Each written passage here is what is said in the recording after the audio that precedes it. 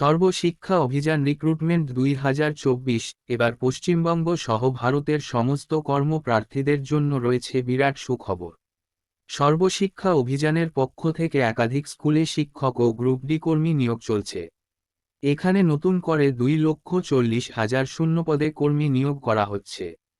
কিভাবে আবেদন করতে হবে, শিক্ষাগত যোগ্যতা কী লাগবে, বয়স, বেতন সম্পর্কে তথ্য দেওয়া হলো।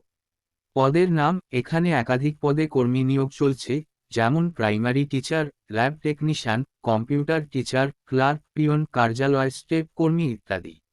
মোট শূন্যপদ, মোট ২,৪০,০৬১টি শূন্যপদ রয়েছে।